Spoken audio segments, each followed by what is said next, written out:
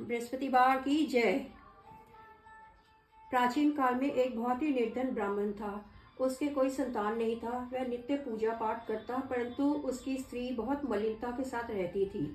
वह ना स्नान करती और ना किसी देवता की पूजा करती। प्रातःकाल उठते ही सर्वप्रथम भोजन करती, बाद में कोई अन्य कार्य करती। ब्राह्मण देवता बहुत दुखी रहते थे। पत्नी को बहुत समझाते, किंतु उसका कोई परिणाम ना निकलता। भगवान की अनुकंपा से एक समय उस ब्राह्मण की पत्नी गर्भवती हुई और 10वें महीने में एक सुंदर कन्या को जन्म दिया। निर्धन ब्राह्मण कन्या के जन्म से बहुत दुखी हुआ। धीरे धीरे ब्राह्मण की कन्या बड़ी होने लगी। बचपन से ही उस कन्या की रुचि भगवान विष्णु की पूजा में थी।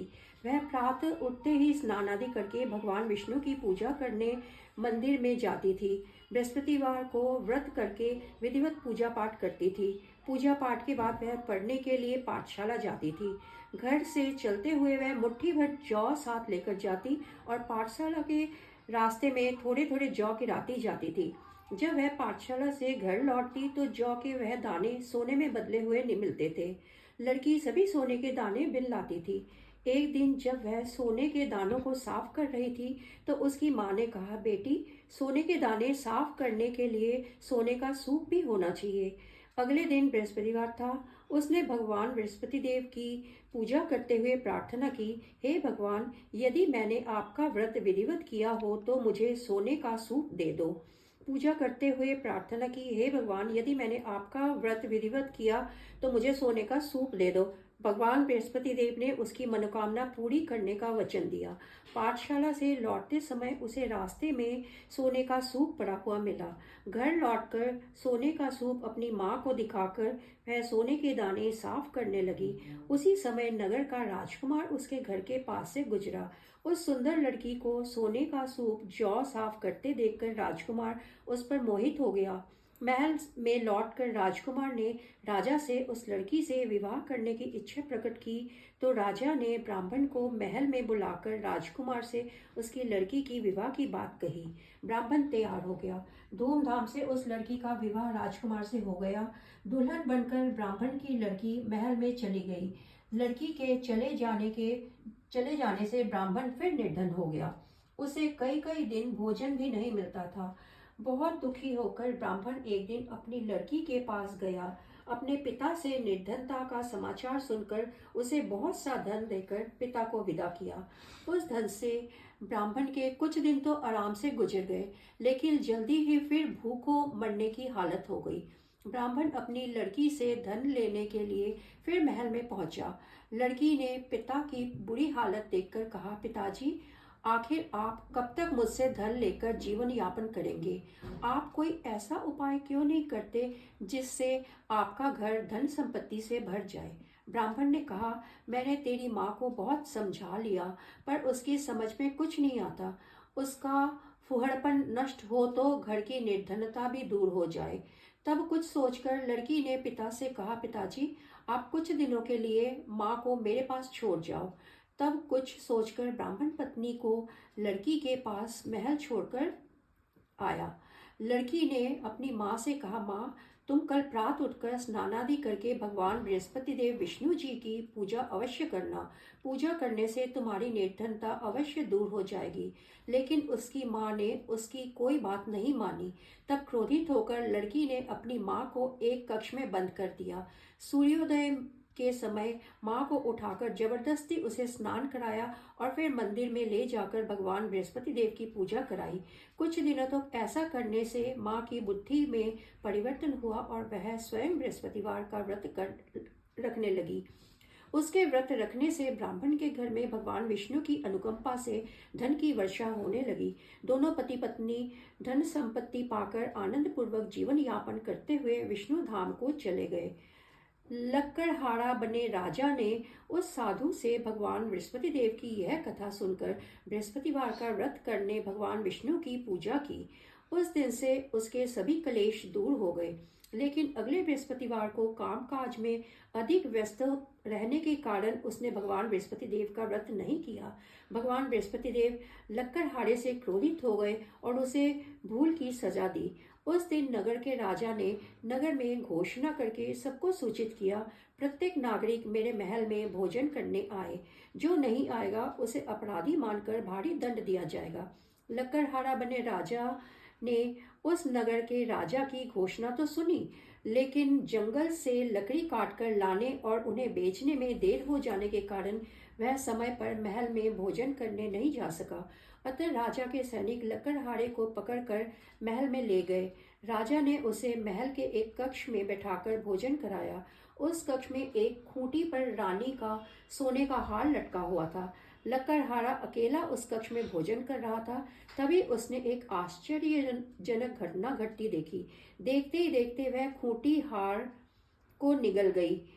थोड़ी देर बाद राजा ने हार को गायब देखा तो लकड़हारे को कारावास में डलवा दिया। लकड़हारा मन ही मन अपने भाग्य को कोसने लगा। तभी उसे जंगल में मिले साधु का स्मरण हो आया। थोड़ी देर में भगवान बृहस्पति देव सन्यासी के रूप में उसके सामने प्रकट हो गए और कहा, हे लकड़हारे, तूने भगवान बृहस्पति देव की पूजा नहीं की, इसी कारण तुम्हें कष्ट हुआ है। लेकिन अब चिंता मत करो। बृहस्पतिवार के दिन कारागार के दरवाजे पर तुम्हें कुछ पैसे पड़े हुए मिलेंगे। उन पैसों से भगवान बृहस्पति देव का व्रत करके उनकी पूजा करोगे तो तुम्हारे सब दुख नष्ट हो जाएंगे।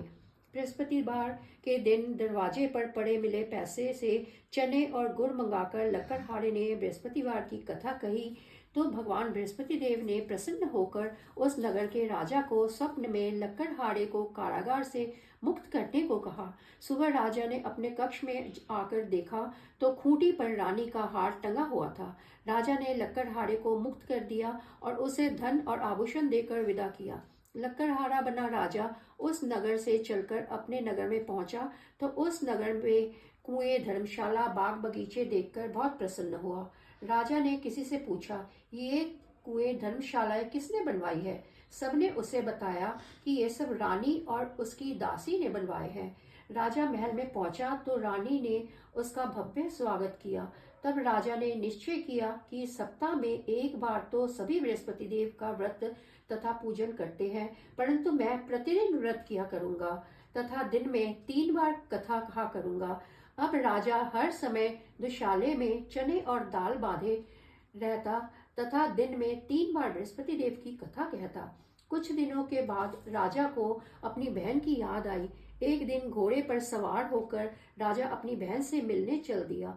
अभी राजा नगर के बाहर पहुंचा ही था कि उसने कुछ लोगों को एक शव को ले जाते हुए देखा।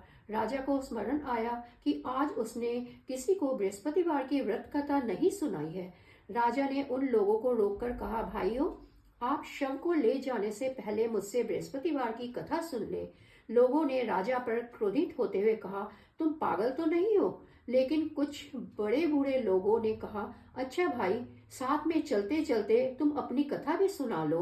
राजा ने चलते हुए आधी कथा ही सुनाई थी कि शव हिलने लगा। राजा के पूरी कथा सुनते ही शव उठकर बैठ गया। लोगों ने हैरानी से दांतों तले उंगली दबाई और अगले बृहस्पतिवार से भगवान बृहस्पति देव का व्रत करने व कथा सुनने का निश्चय लिया। अब घोड़े पर सवार राजा चलते हुए एक किसान के पास पहुंचा। किसान अपने खेत में हल चला रहा था। राजा ने कहा, अरे भाई, मुझसे बृहस्पतिवार की कथा सुन लो।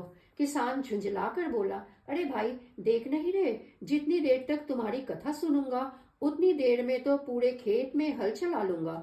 राजा निराश होकर चलने लगा। तभी किसान के बैल लड़खड़ाकर जमीन पर जा गिरे। किसान के पेट में ही जोड़ों का दर्द होने लगा। उस किसान की पत्नी जब खाना लेकर आई तो उसने किसान से इस बारे में पूछा। किसान ने घुड़सवार की पूरी कहानी सुनाई। किसान की पत्नी दौड़ती हुई राजा के पास पहुंचकर हाथ जोड़कर बोली, भैया, मैं तुम्हारी कथा सुनने को तैयार हूँ। राजा ने उसके साथ खेत पर पहुंचकर बृहस्पतिवार की कथा सुनाई। तभी बैल उठकर खड़े हो गए। किसान के पेट का दर्द भी तुरंत ठीक हो गया। राजा अपनी बहन के घर पहुंचा तो उसकी बहुत आवभगत हुई। अगले दिन सुबह उठकर राजा ने देखा घर के सभी लोग भोजन कर रहे हैं। किसी भूखे को बृहस्पतिवार की कथा सुनाए बिना राजा भोजन नहीं करता था। उसने बहन से कहा, बहन, क्या घर में कोई ऐसा व्यक्ति है जिसने अभी तक भोजन ना किया हो? उसकी बहन बोली, भैया हमारे घर में तो क्या, आपको पूरे नगर में कोई ऐसा व्यक्ति नहीं मिलेगा जिसने सुबह सुबह भोजन नहीं किया हो। तब राजा के ने बहन के घर से निकलकर उस नगर में बिना भोजन किए व्यक्ति की तलाश की। एक गडरिये के घर में उसका बेटा बीमार होने के कारण भूखा रह गया। राजा ने उसको जाकर बृहस्पतिवार की कथा सुनाई। कथा सुनते सुनते गडरिये का बीमार बेटा बिल्कुल ठीक हो गया। सबने राजा की बहुत प्रशंसा की। एक दिन राजा ने अपनी बहन से कहा, बहन अब हम अपने घर जाना चाहते हैं, तुम भी हमारे साथ चलो, कुछ दिन बाद रहकर लौट आना। राजा की बहन ने अपनी सास से पूछा तो सास ने ताने देते हुए कहा, बहू मायके जाना हो तो अकेली जाना, मेरे पोतों को नहीं ले जाना। तुम्हारे भाई के कोई संतान नहीं है, कहीं तुम्हारी भाभी मेरे पोतों पर कोई जादू टोना ना कर दे। दूसरे कक्ष में बहन की सास की बातें सुनकर राजा दुखी मन से अकेला ही नगर को लौट गया। रानी ने राजा से कहा, आप तो अपनी बहन को साथ लाने की बात कहकर गए थे, पर बहन को साथ क्यों नहीं लाए? तब राजा ने दुखी होते हुए कहा, रानी हम निस्संतान हैं, इसलिए कोई हमारे घर आना पसंद नहीं करता। रानी ने राजा को समझाया, हे प्राणनाथ, हमें बृहस्पति देव ने सब कुछ दिया है, अब भगवान बृहस्पति देव हमें संतान भी अवश्य देंगे। बृहस्पतिवार को विधिवत व्रत करते हुए राजा रानी ने भगवान बृहस्पति देव से संतान के लिए प्रार्थना की। कुछ दिनों के बाद उन्होंने स्वप्न में दर्शन देते हुए कहा, हे राजन, तेरी मनोकामना अवश्य पूरी होगी। एक सप्ताह बाद ही रानी गर्भवती हो गई। 10वें महीने रानी के एक सुंदर पुत्र को जन्म दिया। राजा रानी जीवन पर्यंत बृहस्पतिवार का व्रत करते रहे।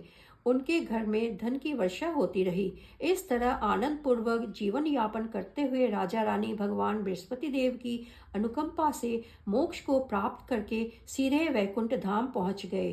बृहस्पतिवार को विधिवत व्रत करके जो स्त्री पुरुष भगवान विष्णु की पूजा करते हैं, भगवान उनकी सभी मनोकामनाएं पूरी करते हैं। इति श्री बृहस्पतिवार व्रत कथा समाप्त।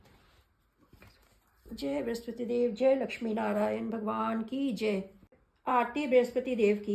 जय बृहस्पति देवा, ओम जय बृहस्पति देवा, छिन छिन भोग लगाओ कदली फल मेवा। ओम जय बृहस्पति देवा, तुम पूरन परमात्मा, तुम अंतर्यामी, जगत पिता जगदीश्वर, तुम सबके स्वामी। ओम जय बृहस्पति देवा, चरणामृत निज निर्मल सब पातक हरता, सकल मनोरथ दायक कृपा करो भरता। ओम जय बृहस्पति देवा, तन मन धन अर्पण कर जो जन शरण पड़े, प्रभु प्रकट तब होकर आकर द्वार करे। ओम जय बृहस्पति देवा, दीन दयाल दयानिधि भक्तन हितकारी, पाप दोष सब हरता भव बंधन हारी। ओम जय बृहस्पति देवा, सकल मनोरथ दायक सब संशय हारी, विषय विकार मिटाओ संतन सुखकारी। ओम जय बृहस्पति देवा, जो कोई आरती तेरी प्रेम सहित गावे, ज्येष्ठ आनंद आनंद सो निश्चय पावे। ओम जय बृहस्पति देवा। सभी भाइयों और बहनों से निवेदन है, अगर किसी ने भी चैनल अभी तक सब्सक्राइब नहीं करा तो प्लीज़ बेल आइकन दबा के चैनल को सब्सक्राइब करें और आगे हम आपके लिए नई नई चीज़ें लेकर आएंगे। Thank you so much.